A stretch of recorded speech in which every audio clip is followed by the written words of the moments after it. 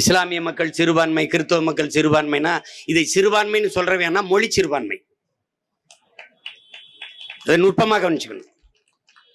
எம்ஜிஆர் ஒரு மொழி சிறுபான்மை, கருணாநிதி ஒரு மொழி சிறுபான்மை, ஜெயலலிதா ஒரு மொழி சிறுபான்மை. இவன் லிங்குஸ்டிக் மைனாரிட்டியில தான், மொழி சிறுபான்மையில தான் கல்வி உரிமை, கல்லூரி, பள்ளிக்கூடம் எல்லாத்துக்கும் உரிமை விட்டுருக்கான். நீ வேணா போய் பார்த்துக்க. ஆனால் இவன் மொழி சிறுபான்மை ஒரு தேசியனத்தின் மக்களை மத சிறுபான்மை என்று சொல்வதை எப்படி இருக்கிறது? எப்படி இருக்கிறது? ஏனென்றால் மதம் மாறிக்கொள்ள முடியாது, மதம் மாறிக்கொள்ள கூடியது. ஆனால் மொழியும் இனமும் மாறிக்கொள்ள முடியாது. என் தம்பி யுவன் சங்கர் ராஜா இன்னைக்கு இஸ்லாத்தை ஏற்றிருக்கிறான். அவன் சார்ந்திருந்த மதத்தில் இருந்து இஸ்லாமிய மார்க்கத்தை ஏற்றுக்கொண்டான், மதம் மாறிக்கொண்டான். ஆனால் அவன் பிறப்பிலிருந்து இனி இறப்பு வரை அவன் தமிழன், தமிழ் மொழிக்கு சொந்தக்காரன் என்பதை மாற்ற முடியாது. அதேதான் ஐயா ஏஆர் ரஹ்மானுக்கு. அதை நன்கு புரிஞ்சுக்கணும். எங்க அண்ணன் பழனி பாபா இஸ்லாத்தை ஏற்றுக்கிட்டாங்க.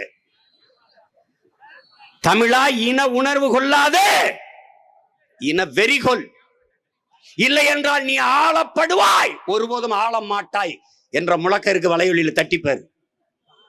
எங்க தாத்தா காகிதம் இல்ல இந்த எனக்கு நேர படமா இருக்கிறாங்க. அவர் இஸ்லாத்தை ஏற்றுக்கொண்டார்.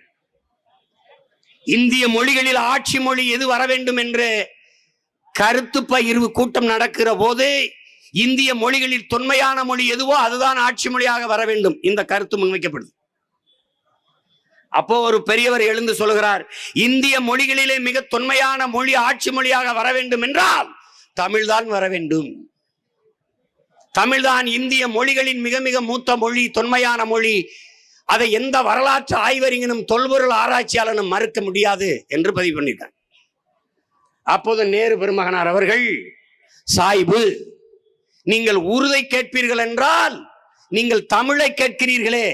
ஏன்னா முஸ்லிம்னாவே அவனுக்கு உருது பேசுற முஸ்லிம் தான்.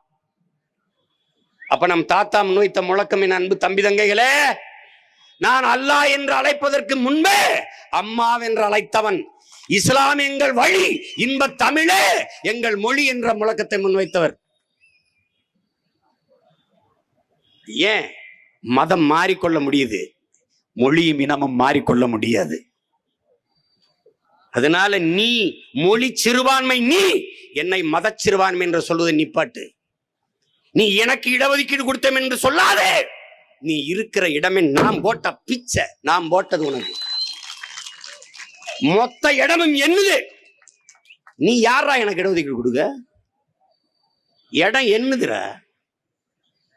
எண்ணி கொடுத்தியா, எடுத்து கொடுத்தியாடா? அள்ளி கொடுத்தியா, அளந்து கொடுத்தியா? அளந்து கொடு, எடுத்து கொடுக்காத, எண்ணி கொடு.